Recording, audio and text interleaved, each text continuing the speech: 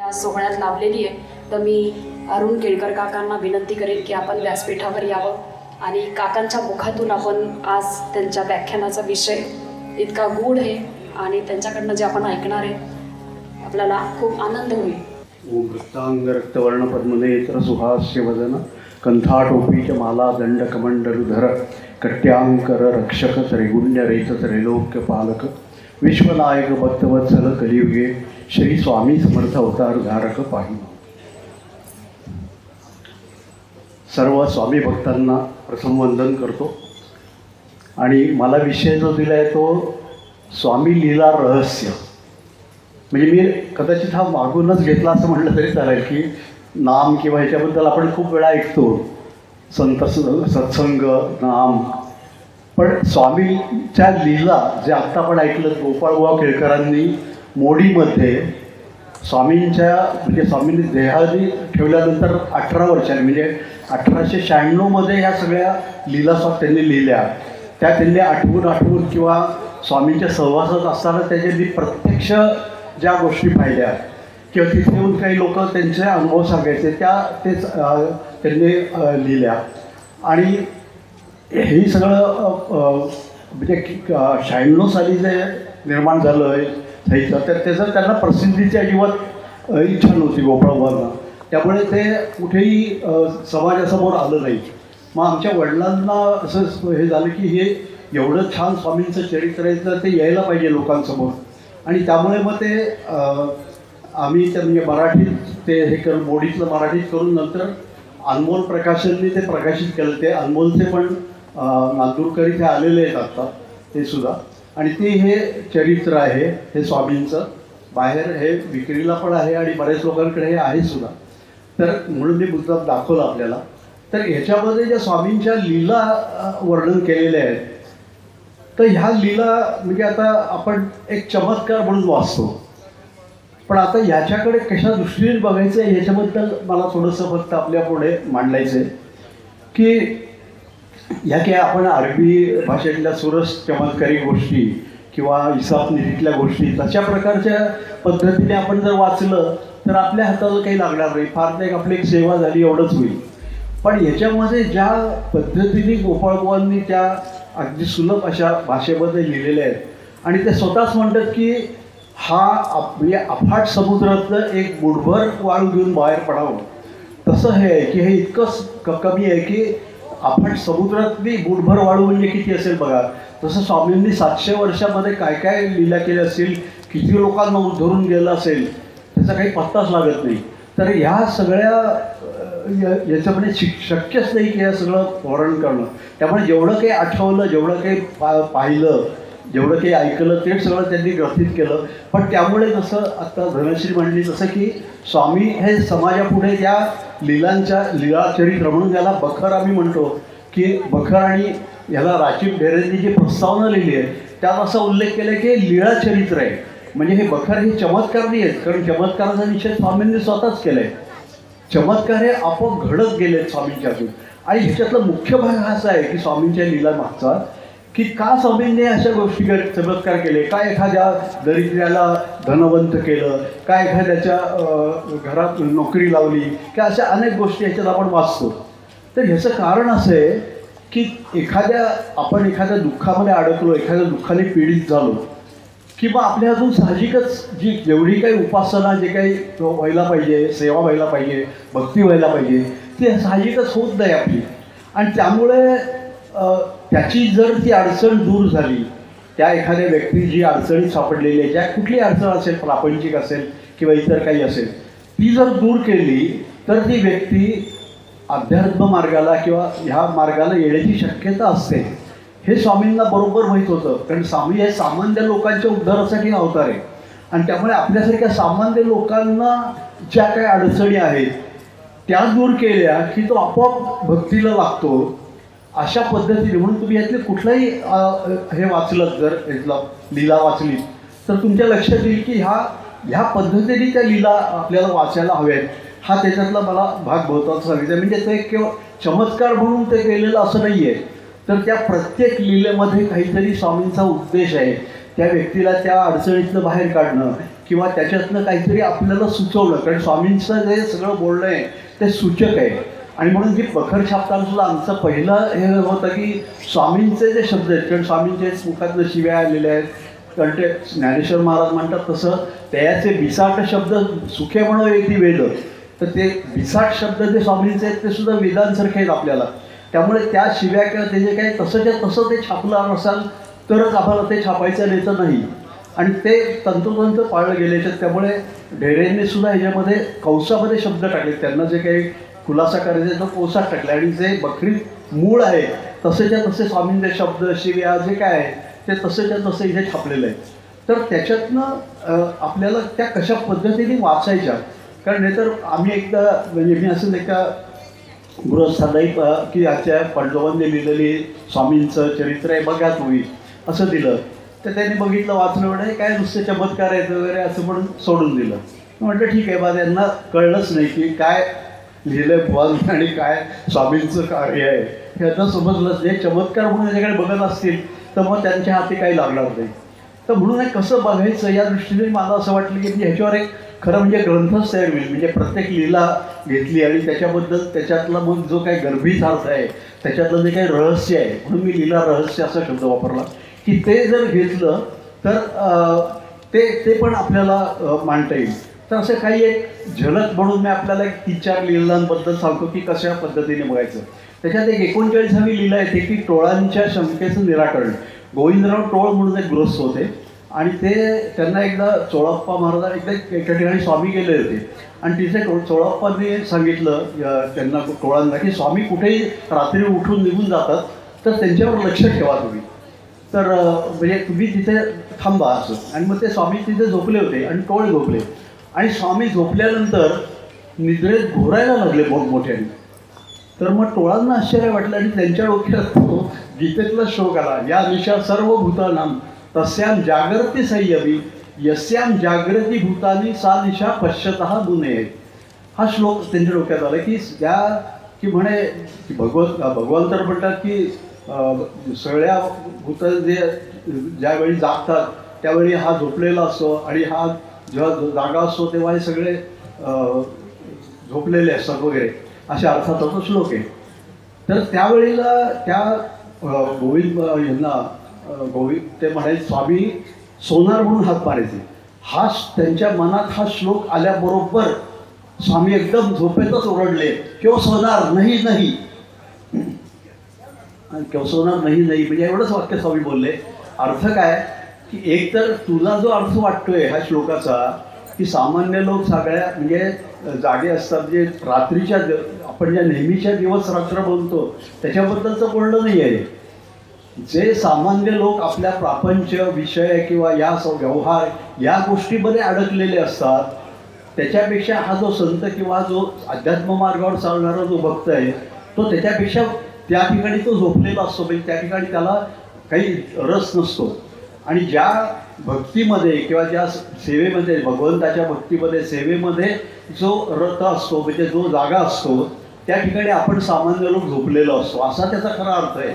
म्हणून ते नाही दोनदा आहे की एक तर तुला वाटतं ना मी झोपलोय तर मी झोपलेलो नाही, मी जागाच आहे, मी सतत जागाच आहे. म्हणजे झोप बाह्य पाहताना आपल्याला असं वाटतं की स्वामींना झोप कशी लागली, तर नाही तसं नाही आहे, मी जागा आहे. आणि अर्थ या श्लोकाचा असा आहे. त्याच्यानंतर एक 84वा एक लीला आहे, ते फारच अद्भुत आहे ती लीला. त्याचे अहमदनगरातील एक ब्राह्मण, आता त्या ब्राह्मणाचं नाव पण कारण बुवा तिथे असताना काय प्रत्येकाचं नाव बिव काय एवढं त्यांना लक्षात राहील असं नाही. अहमदनगरातील एक ब्राह्मण म्हणूनच त्यांनी तो असं दृष्टांत दिलं आहे. आणि तिथं तो ब्राह्मण तो असा एक अहमदनगरहून येतो आणि स्वामींना काहीतरी स्वामींची सेवा करायची. तर स्वामींना काहीतरी म्हणजे आपण त्या निमित्ताने गाव जेवण घालावं म्हणजे भोजन घालावं लोकांना आणि वगैरे आणि स्वामींनाही त्याच्यात बोलवावं असं तो इच्छा व्यक्त करतो. म्हणून तो स्वामींकडे येतो आणि स्वामींना म्हणतो की असं माझा संकल्प आहे. तर स्वामी काय करू. स्वामी म्हणतात हा हरकत नाही, तू घाल सगळं जेवण वगैरे, कडबोळी कढी शिफा आमटी करा म्हणजे आमचं पोट भरेल असं स्वामी सांगतात. ठीक आहे म्हणतो हा. मग त्या सगळ्या अन्नाची काय योगते गणपतराव जोशी म्हणून तेव्हाचे ते असतात स्वामींचे ते हे पदार्थ तयार करणारे त्यांच्याकडे जातात आणि म्हणतात की हे सगळ्या पदार्थाची माहिती विचारून घेतात काय करायचं सगळं मेनू वगैरे ठरतो, त्याप्रमाणे सगळं ते जेवढे साधारण लोकांचा अंजमास घेऊन सगळे ते तयार होतात, पात्र वगैरे सगळे गावातले सगळे लोक येऊन जातात. नंतर मग इतरसुद्धा खूप जण येतात आणि मग आता सगळ्यांचं जेवण झाल्यावर तर तो चालू असताना स्वामींकडे येतो की आता आपण प्रसादासाठी यावं, कारण तुमच्यासाठी मी तुमच्या कृपेसाठी मी हा सगळा संकल्प केला, तर आपणही माझ्याकडे हा प्रसाद ग्रहण करावा म्हणून तो स्वामींना बोलवायला जातो. तेव्हा स्वामी काय म्हणतात, सगळ्यांचं पोट भरलं म्हणजे आमचं पोट भरेल, जा आता, एवढंच स्वामी सांगतात. आता म्हणतो ठीक आहे बाबा, आता स्वामींची इच्छा, जातो, परत जातो. पुन्हा मग काय जे इतर लोक येत असतात त्यांना वाढतो. शेवटी असं होतं की माझ्याकडे फक्त 3 पात्रांचं जो अन्न वापरण्याचं सगळे लोक येऊन जेवून जाणार. मग आपलं म्हणजे स्वामींचं एक पात्र, आपलं स्वतःचं पात्र आणि पत्नीचं पात्र, असे 3 पात्र तो बाजूला ठेवून देतो आणि बाकी सगळं अन्न वाटून टाकतो जे लोक येतात त्यांना. आणि आता स्वामींची वाट बघायची. आता स्वामी येतील तेव्हा आता आपण तिघांनी बसायचं आणि जेवायचं. आणि होतं असं की दुसऱ्या दोन एक ब्राह्मण तिकडनं येतात असे की अतिशय भुकेलेले असतात, दमलेले असतात आणि ते म्हणतात आम्हाला खूप भूक लागली, आम्हाला खायला द्या, जेवायला द्या. भाई इतकं मार्मिक एक एक गोष्ट म्हणजे प्रसंग आहे. आता हा विचार करतो, आपल्या तिघांपुरतंच हे जेवण ठेवलेलं आहे स्वामींचं आणि आपल्या दोघांचं. हे लोक आता आपल्याला हे अन्न मागतायत, त्यांचं तर हे तर त्यांना तृप्त केलं पाहिजे. स्वामींची आज्ञा आहे, सगळ्यांचं पोट भरलं म्हणजे माझं पोट भरेल, हरकत नाही. आणि आपलं पात्र आणि पत्नीचं पात्र त्यांना तो देतो की हे घ्या, तुम्हाला तुमच्या तृप्त व्हा, तुम्ही हे घ्या, अन्न घ्या. ते दोघं तेही भक्षण करतात आणि ते म्हणतात की अजून आमची भूक भागली नाही, आम्हाला अजूनही भूक आहे. आता खरा यक्ष प्रश्न आहे, परीक्षा आहे की आता स्वामींचं राहिलेलं अन्न आहे पात्र, ते द्यायचं का नाही. केवढा अवघड आहे बघा. म्हणजे बोलायला सोपं आहे, मी यातलं गरबीसार्थ मांडतोय हा की आता त्याला प्रश्न येतो की आता काय करायचं, स्वामींच्यासाठी ठेवलेलं पात्र द्यायचं का नाही या लोकांना. पण त्याला परत त्या लक्षात येतं, म्हणजे पहा किती मॅच्युरिटी आहे की तो म्हणतो की स्वामींची आज्ञा काय आहे, सगळ्यांचं पोट भरलं की आमचं पोट भरलं, यांचं पोट भरलं आहे का नाही भरलेलं, स्वामींचं पात्रसुद्धा त्यातलं देऊन टाकतो. आणि तो सगळे ते तृप्त होतात आणि सगळं अन्न संपतं घरातलं. आणि मग तो स्वामींकडे क्षमा मागायला येतो की आता मी तुमचं पण तुमच्यासाठी ठेवलेलं पण अन्न मी देऊन टाकलं, म्हणून तो क्षमा मागायला येतो. तो येतो ते पाहिल्याबरोबर स्वामी पोटावर हात फिरवत आहेत आणि तृप्त होत आहेत. वा म्हणे, आज म्हणे क्षिप्रा फार छान झाली, क्षिप्रा म्हणजे खीर आपण म्हणतो ती, पण त्यात वेलदोडे फार झाले, कडबोळ्यामध्ये मिरच्यांनी भडका केला, आमटीची तर शाबास, असं स्वामी सगळ्या त्या पदार्थांचं वर्णन करतात. लोकांना आश्चर्य वाटतं, हे काय प्रकार आहे. तर ते स्वामी त्याला ते दाखवतात की अरे म्हणजे तू माझी आज्ञा इतकी व्यवस्थित तंतोतंत पाळलीस. आपल्यासारखं एखादं असं म्हटलं असं नाही नाही चला हे आता पात्र आम्ही स्वामींसाठी ठेवलं आहे, आता तुम्हाला काही मिळणार नाही. पूर्ण म्हणजे त्याला खरा भक्त, आता सकाळी जे विलीन म्हणले तसं की पूर्ण भक्त पूर्ण येतो की त्याला माहिती आहे की स्वामींची आज्ञा तंतोतंत पाळायची आपण. आणि त्यामुळे स्वामींचं पोट भरलं. स्वामींनी त्याला ते दृष्टांतपूर्वक दाखवलं की म्हणजे मी नुसतं पोट भरलं नाही तर मी पदार्थांचं वर्णन करून सांगितलं की काय काय तू केलं होतंस आणि त्यात काय काय कमी जास्त होतं हे सगळं सांगितलं. मग पुढे तो प्रसंग आहे तो वगैरे तो होय. पण म्हणजे मला ह्याच्यात नाही सांगायचं आहे की जे स्वामींचं जे सांगणं आहे किंवा वाक्य आहे ते तंतोतंत म्हणजे कसं भक्त जो त्याची जी पायरी आहे, पातळी आहे त्या भक्ताची की ती किती उच्च प्रकारची आहे. की आपण असं स्वामींकडनं आपल्याला स्वसंकेत येत असतात सारखे, काही ना काही संकेत आपल्याला कुठे अडचणी येतात. सकाळी आता आपण मिलिंदला ऐकलंच एवढं, तर मी काही जास्त त्याच्यावर बोलत नाही. पण आपल्याला कुठलीही अडचण आली की त्याच्याबरोबर स्वामी काहीतरी संकेत पण घालतात की ही अडचण कशा प्रकारे जाऊ शकेल, दूर होऊ शकेल. आपण फक्त त्याच्यावर नीट विचार करायचा असतो आणि त्याच्यातनं मग आपण मार्ग शोधायचा असतो. कारण तिथे स्वामी फक्त आपल्याला एक दिशादर्शन करतात, त्या दिशेने जायचं किंवा कसं जायचं हे आपण आपल्या बुद्धीने त्याच्यात ठरवायचं असतं. आणि ते स्वामींच्या कृपेने मग त्या पद्धतीने आपण गेलो की आपल्याला मार्ग सापडत जातो. हे मला त्याच्यातनं सांगायचं आहे, हे या दृष्टांतातनं या लीलेतनं शिकायचं आहे. तसंच आणखीन एक फार अद्भुत दृष्टांत आहे बरेच खरं म्हणजे खूप आहेत, पण आता वेळेअभावी आपण मर्यादितच हे करते की स्वामींना बडोद्याला न्यायचे प्रयत्न म्हणून एक दृष्टांत आहे की ते लोक सगळे तो बडोद्याचा यशवंतराव जो असतो तर तो स्वामींना तो खरा त्याला एक हवी असते प्रसिद्धी, आणि तो स्वामींना बडोद्याला आणलं की मग आपली कीर्ती होईल, सगळ्या आपल्या बडोदा संस्थांचं नाव होईल सगळीकडे, म्हणून स्वामींना अक्कलकोटहून बडोद्याला आणायचं ह्या त्याचं हे असतं, म्हणजे काय म्हणतात पडच असतो की मी स्वामींना कोणत्याही परिस्थितीत घेऊन येईल.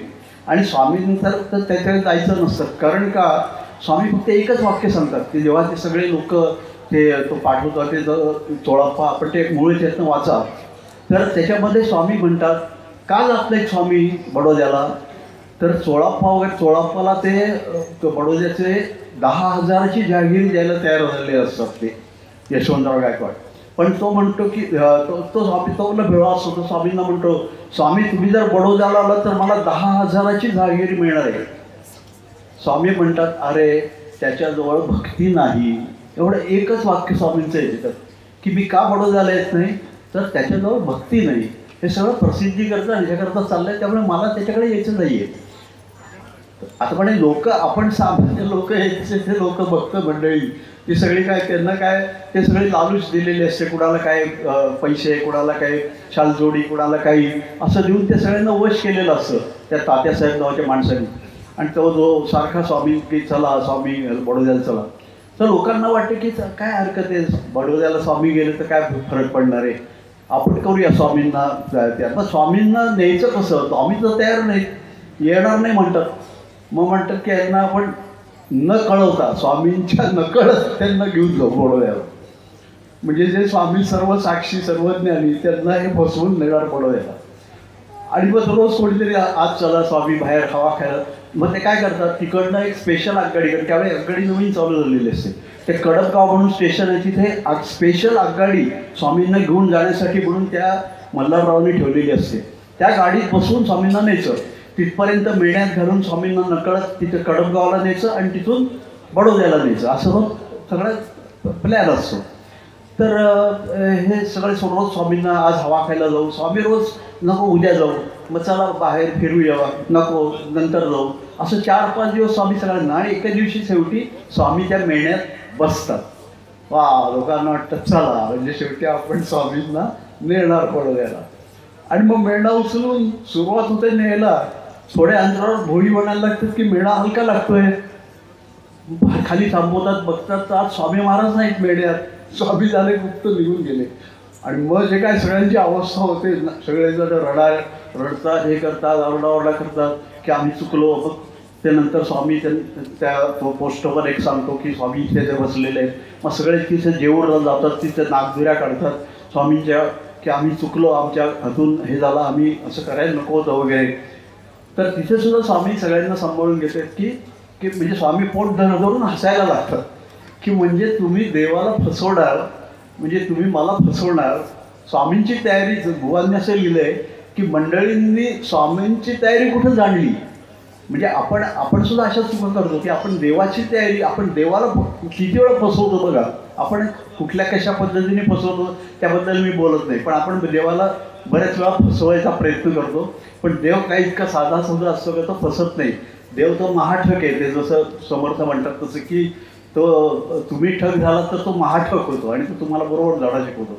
तसं सामान्य लिहिलेत ना धडा शिकवल्या लोकांना की भलत्याच गोष्टीच्या म्हणजे मोहात पडून कुठल्या तरी हे करून मोहात पडून देवाला फसवायला जाऊ नका, हा त्याच्यातनं घ्यायचं रहस्य ते आहे. असंच एक शेवटचं सांगतो की एक कृष्णंभट म्हणून कापशीकर म्हणून एक गृहस्थ असतो मंगळवेढ्याला, आणि त्याचा असा पण असतो की सर्व देवळात जाऊन आल्यावर मग भोजन करायचं, हा त्याचा नियम तो पाळत असतो. आणि मंगळवेढ्याला जर स्वामी पहिल्यांदा येतात, म्हणजे अक्कलकोटच्या अगोदर मंगळवेढ्याला स्वामी राहिलेले, तर तेव्हा तिथे पहिल्यांदाच येऊन त्या दामाजी पंताच्या समाधीशी बसलेले असतात. आणि हा जेव्हा त्या दर्शनाला येतो तेव्हा त्यांना बघून तो चकित होतो, कारण ते अजानुभाऊ आणि ते तेजस्वी स्वामी असे बसलेले पाहिल्यावर तो म्हणतो की आपण कुठून आलात काय वगैरे. मग तो स्वामींना म्हणतो की आपण आमच्या घरी चालावं. स्वामी म्हणतात ठीक आहे येतो. मग ते त्याच्या घरी जातात स्वामी, आणि मग तिथे त्याला ते म्हणतात की ती गीताबाई म्हणून त्याची बायको असते, ते स्वामी म्हणतात की आम्हाला दुधातली दशमी फार आवडते, तर ती ती आम्हाला करून दे. तर ठीक आहे म्हणतो तो. मग ते गीताबाई ते भांडं घेते आणि पैसे घेऊन दूध कुठे मिळतं आहे का म्हणून फिरायला लागते. कुठेही दूध मिळत नाही गावामध्ये, काही दुपारची वेळ असते, काही मिळत नाही. ती परत येऊन स्वामींकडे दोघं जण उभे राहतात की स्वामी आम्ही किती दरिद्री, किती आमचं नशीब दरिद्री की आम्ही तुम्हाला दुधातली भाकरी म्हणजे दशमी म्हणजे दुधात भिजवून ते पीठ ते भाकरी करतात, तर ते आम्ही तुम्हाला देऊ शकत नाही, दूध पण मिळत नाही, काय करावं. स्वामी म्हणतात असं का म्हणता तुम्ही, तुमच्या दारात तर गाय बांधलेली आहे आणि तुम्ही दूध देत नाही म्हणता काय, दुधातली दशमी देऊ शकत नाही. तेव्हा ते काय उत्तर देतात, स्वामी गाय आहे दारात हे खरं, पण ती गेली 4 वर्ष दूध देत नाही आहे. बघा तो मनुष्य दरिद्री म्हणजे त्याच्या काही संसार असं किंवा ह्याचं काही फारसं हे नाही आहे, तरीसुद्धा 4 वर्ष भाकड गाय त्यांनी बाळगली आहे. म्हणजे कसायला दिली नाही, भाकड गाय स्वतः पाळतोय हे त्याच्यातनं दाखवून दिलं भगवानने. आणि त्यामुळे त्याच्यावर स्वामी कृपा करते की ते म्हणतात अरे असं काय, जा दोहनकर म्हणजे दूध देईल. आणि जी गाय काही दूध न देणारी 4 वर्ष भाकड ती 3 शेराचं पात्र भरून दूध देते ती गाय. ही एक स्वामींची लीला. अशा अनेक लीला आहेत. अन्नपूर्णेकरचं भोजन म्हणजे एक वाचा ह्याच्यातलं, म्हणजे वाचलं असेलच बहुतेक लोकांनी, नसेल तर अवश्य परत घेऊन आपण वाचा. आणि त्या लीला वाचताना त्याच्याशी पूर्ण एकरूप होऊन म्हणजे स्वामी ह्याच्यातनं आपल्याला कसे सापडत आहेत, स्वामी कुठे सापडत आहेत असं त्या प्रत्येक लीलेला म्हणजे रोज. आणि म्हणून त्याच्याकडे नियमित वाचन म्हणजे आता आम्ही किती 100 वेळा सुद्धा सहज वाचलं असेल तर रोज एक लीला वाचायचीच. अशा पद्धतीने एखाद्या वेळी नाही जमलं तर दुसऱ्या दिवशी 2 वाचायच्या. पण म्हणजे रोज त्याचं एक 365-66 दिवस आपलं ते एक लीला वाचली गेली पाहिजे. अशा पद्धतीने ते वाचत गेलं ना की भगवद्गीतेसारखं, जसं भगवद्गीतेत ते शंभू विचारतात की हे पार्वती विचारते अहो तुम्ही सारखं गीताशास्त्र का वाचता, काय नवीन असतं याच्यामध्ये. तर शंभू म्हणजे शंकर म्हणतात की शंभू म्हणे नेणीचे देवी जैसे का रूप तुझे तैसे हे नित्य नूतन दिसे गीता तत्व. म्हणजे जशी तू मला रोज तीच आहेस पण तरीसुद्धा तू मला रोज वेगळी सुंदर भासतेस, तसं हे गीता तत्व आहे. ह्याच्यातनं रोज मला काहीतरी नवीन मिळतं. आणि हा खरं माझा स्वतःचा प्रामाणिक अनुभव सांगतो की हे वाचताना म्हणजे मला किती वेळा, ते 100 वेळा जरी वाचलं असं तरी 101 वेळा वाचताना मला काहीतरी नवीन ह्याच्यातनं मिळतं. प्रत्येक लीलेतनं काहीतरी नवीन मिळतं, काहीतरी शिकायला मिळतं. आणि असं वाटतं की काय अद्भुत आहे. म्हणजे एक जी लीला अक्षरशः मी पाठ झालेले आहेत तरीसुद्धा त्यातनं काहीतरी नवीन सापडतं. तर अशा पद्धतीचं हे लीळा चरित्र आहे. आणि म्हणून मी हा विषय इथे मांडला की ह्या लीला नुसत्या म्हणजे वाचायच्या आणि काहीतरी आपण जसं पारायणं करतो तसं पारायणं नाही करायचे. त्याच्यातनं आपण काहीतरी बोध घ्यायचा आहे, त्याच्यातनं काय स्वामींना संदेश द्यायचा आहे. त्याच्यात खूप लीलांच्या ठिकाणी स्वामींचा उपदेश पण आहे, तो पण आपण व्यवस्थित म्हणजे इतक्या थोडक्या मोजक्या किमान शब्दात स्वामींनी उपदेश केला आहे, तो काय केला आहे तो बघायचा आहे. अशा पद्धतीने हे जर वाचलं तर मला असं वाटतं की आपल्याला नक्कीच ह्या स्वामींची जी काय अनुभूती आहे ती येईल. हे स्वानुभवावरून मी सांगतो आणि जी काय सेवा झाली ती स्वामींना अर्पण करतो. राजाधिराज योगीराज श्री स्वामी समर्थ महाराज की जय.